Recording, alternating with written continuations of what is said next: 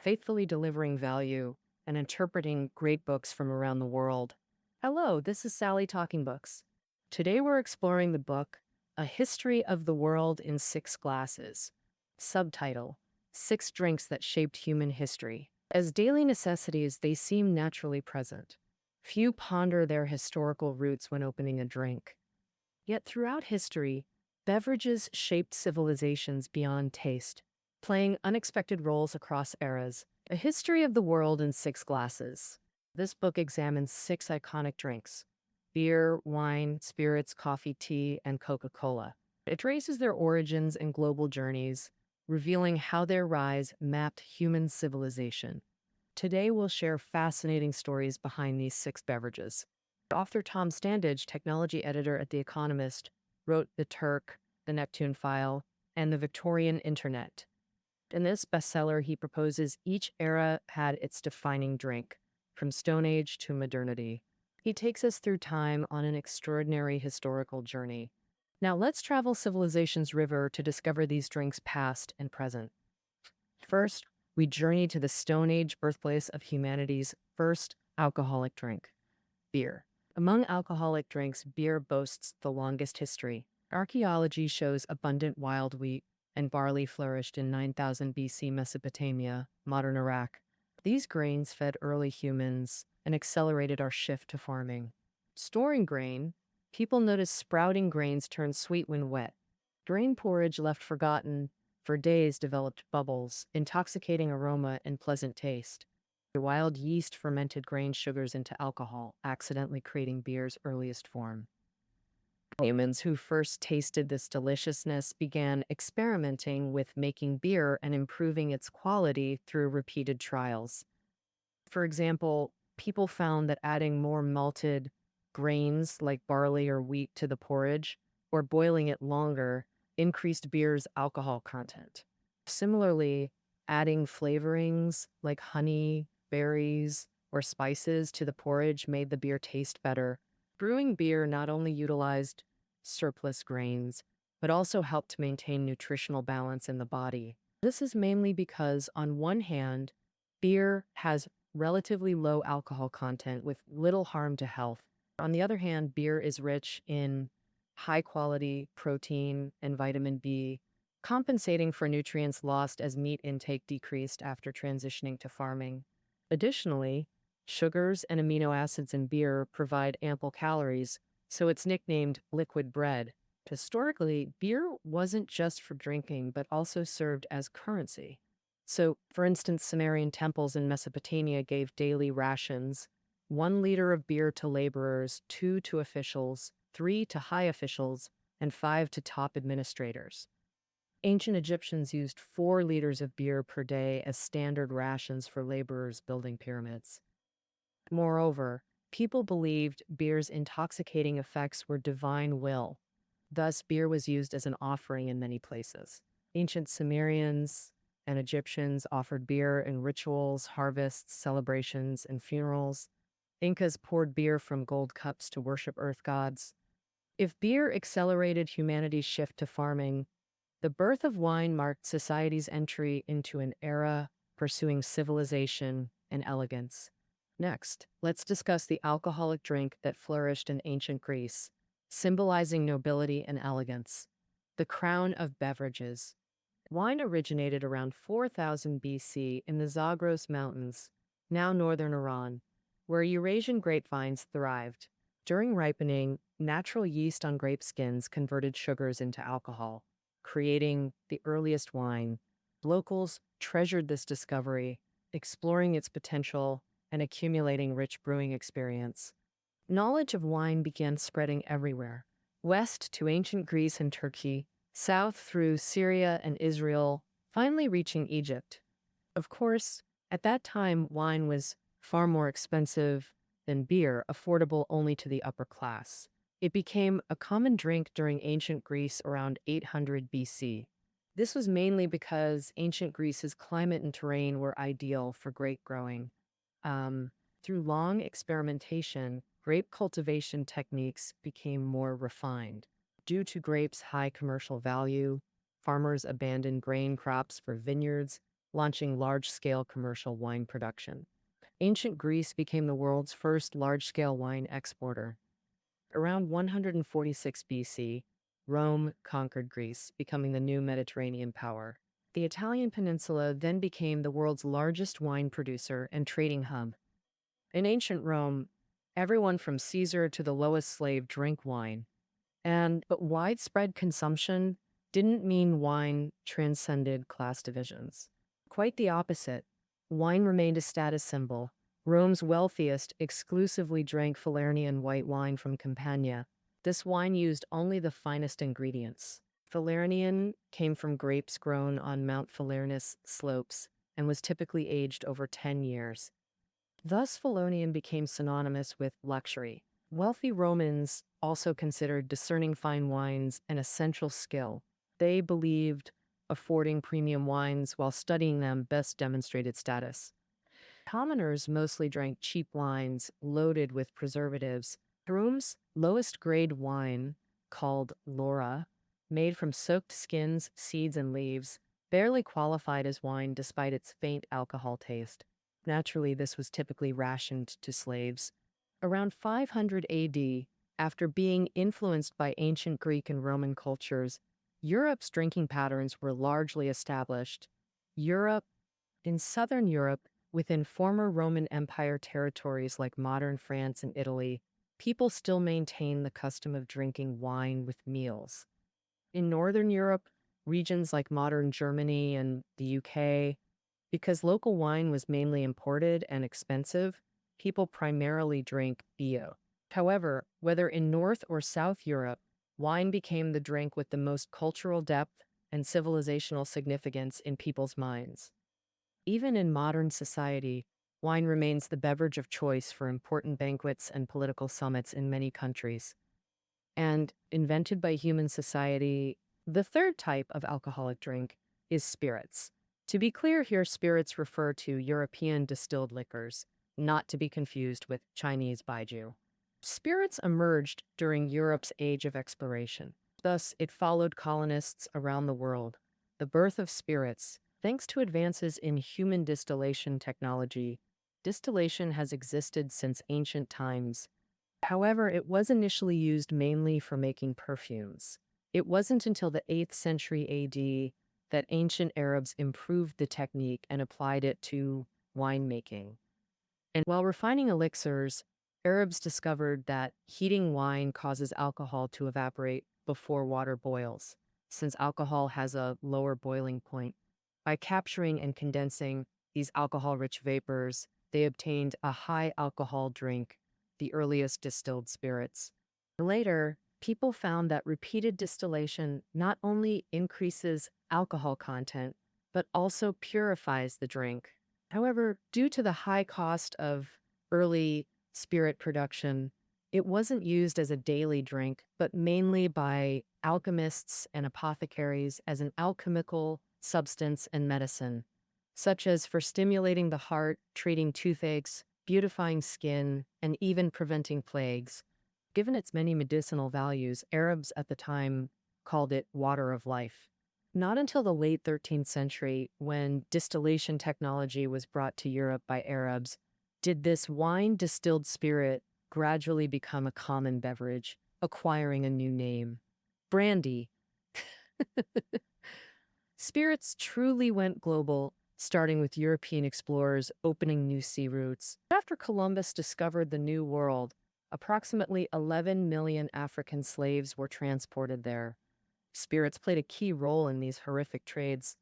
Slave traders favored spirits, believing brandy was purer and spicier than local beers or palm wine, easier to store, and that drinking imported brandy best reflected their status. Brandy became the most popular trade item in African slave markets, and sailors transporting slaves were paid in brandy, 2 to 4 bottles per day. They even got an extra bottle on Sundays as a bonus. Spirits essentially fueled the slave trade. In the mid-16th century, the British arrived in Barbados and began developing sugarcane plantations. Plantation owners discovered that fermenting and distilling molasses, a sugar byproduct, could produce a high alcohol drink. This sugarcane liquor, later called rum by the British, soon replaced brandy in slave trades due to its lower cost and compatibility with sugar production. People used rum to buy slaves, who then produced sugar. The molasses byproduct from sugar was used to make more rum, which bought more slaves. This vicious cycle, driven by spirits, enabled European colonists to enslave millions and ultimately rule the New World. We've covered 3 alcoholic drinks so far. Next comes coffee, not just an alternative to alcohol, but the driving force behind Renaissance innovation. As a beverage, coffee first appeared in Yemen. In 1652, a British merchant's servant brought roasted beans from Arabia to London, opening the world's first coffee house. The British found coffee, unlike sleep-inducing alcohol, sharpened minds, boosted energy, and significantly improved work efficiency. Thus, coffee quickly gained popularity in London. By the late 17th century, coffee houses mushroomed across London. Official records show London, with 600,000 people, had 3,000 coffee houses, meaning 1 per 200 residents, outnumbering even rice shops. Soon after, France, Germany, the Netherlands, and others opened numerous coffee houses, with coffee becoming wildly popular among Europe's elite. But until the 18th century, Europe's coffee beans relied entirely on imports from the Arabian Peninsula. Arabs protected their monopoly by preventing Europeans from stealing coffee cultivation techniques. For instance, all beans had to be roasted before export, and Europeans were banned from coffee-growing regions. In the late 17th century, a Dutch sailor broke this monopoly. He stole branches from Arabian coffee trees, brought them to Amsterdam, and cultivated coffee in greenhouses. Later, Europeans realized coffee thrived in similar conditions to sugarcane, so seeds were brought to South American colonies like Haiti, Cuba, and Brazil. Brazil's ideal climate made it the world's foremost coffee producer. After the 18th century, coffee stepped onto the global stage, winning over intellectuals and merchants. Meanwhile, coffee houses became incubators for radical ideas, academic breakthroughs, and revolutionary sparks. From trade news and price fluctuations to scientific advances and political rumors, information from all fields circulated here. Coffee houses provided relaxed environments perfect for discussion, reflection, and conversation. Thus, innovation after innovation was born in these spaces. For example, London's Jonathan's Coffee House birthed the London Stock Exchange, helping establish London as a global financial hub. Similarly, Parisian cafes like Procope and Panis gathered Enlightenment thinkers like Rousseau, Voltaire, and Diderot, becoming the French Enlightenment's birthplace. Today, coffee houses remain prime spots for socializing and brainstorming, where countless work innovations are conceived. For instance, Seattle, modern coffee culture's heart, birthed not just Starbucks, but also the world's largest software company. Like coffee, tea was a key alcohol alternative and witnessed the rise and fall of China's imperial dynasties. Tea originated in China. Legend says it was discovered during the ancient Shennong era, but documented records date back to the Western Han Dynasty around the 1st century BC. Texts detailed processes like selecting, brewing, and treasuring tea, plus its refreshing effects. By the 4th century AD, demand for tea grew so much that relying on wild tea plants couldn't meet daily needs. Thus, ancient Chinese began cultivating tea plants artificially. By the Tang Dynasty, tea had become a nationwide beverage. The research shows the Tang Dynasty's economic boom and population surge were partly linked to tea drinking. On one hand, tea has strong antibacterial and anti-inflammatory effects. On the other, tannic acid kills bacteria, causing cholera, typhoid, and dysentery. Drinking tea greatly cut illness risks from unclean water. With the age of exploration, Dutch fleets first shipped tea to Europe as a commodity in the early 17th century, selling it to France, England, and others. Due to scarcity, tea was extremely valuable in Europe. Some British nobles even locked their tea caddies and gave keys to the lady of the house. I, in the early 18th century, Britain's East India Company set up trade posts in China and began importing tea directly in bulk. From then on, tea gradually entered ordinary British homes and gained huge popularity. Historical records show nearly everyone in Britain had morning or afternoon tea habits. For example, mid 18th century servants got tea allowances in wages, and factories provided tea to workers for alertness. But the good times didn't last. Soon, Brits realized massive imports of Chinese tea caused a growing trade deficit. To reverse this, in the 1770s, Britain started exporting opium to China. By the 1830s, Britain not only siphoned vast silver and gold from China, but also mentally and physically devastated opium-addicted Chinese. Thus, the Qing government decided to strictly ban opium imports and expelled British merchants. Soon after, Britain launched the first Opium War under the pretext of protecting free trade. After the Opium War, the Qing government was forced to sign the Treaty of Nanking, ceding Hong Kong Island, opening 5 treaty ports, and paying Britain 21 million silver taels. This marked British merchants' victory while opening China's most humiliating historical chapter. Ooh. Ah. Finally, we introduce the most unique beverage, a 21st century global social phenomenon, Coca-Cola. In the late 1770s, a British clergyman discovered carbon dioxide dissolving in water during beer fermentation, creating the world's first natural carbonated water. Since its main component was sodium bicarbonate, baking soda, this bubbly drink became known as soda water. Initially, soda water only treated illnesses like dysentery and vomiting. Not until it reached America did it rapidly evolve into a popular beverage. In 1886, Atlanta pharmacist John Pemberton accidentally created a dark caramel syrup while making headache medicine. To develop a non-alcoholic drink, he mixed this syrup with soda water, experimenting until achieving a refreshing carbonated beverage. The syrup had 2 key ingredients, coca leaves and cola nuts. Pemberton's friend Robinson then gave it a catchy name, Coca-Cola. Being non-alcoholic, affordable, and refreshing, Coca-Cola quickly became America's mass consumption beverage. In 1888, Asa Candler took control of Coca-Cola Company, initially selling only syrup. Later, Candler began authorizing bottled Coke sales. Unexpectedly, bottled Coke became hugely successful. Easy transportation opened many new markets for Coca-Cola. Over decades, Coca-Cola expanded through massive advertising and vending machines, growing its consumer base and scale. In 1941, the United States entered World War II and began deploying troops worldwide. At the time, responding to the nation's call, Coca-Cola promised that wherever American soldiers were, bottled Coke would be there.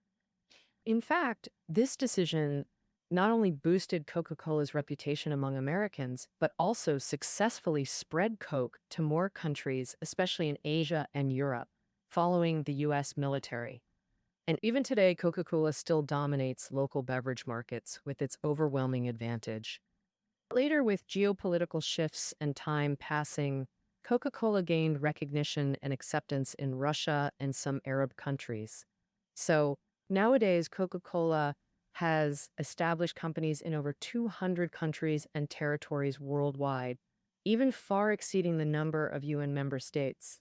It can be said that Coca-Cola is the undisputed beverage icon of the 21st century, witnessing America's rise, capitalism's prosperity, and global trade development. After listening to today's book, have you gained a deeper understanding of common drinks in our lives?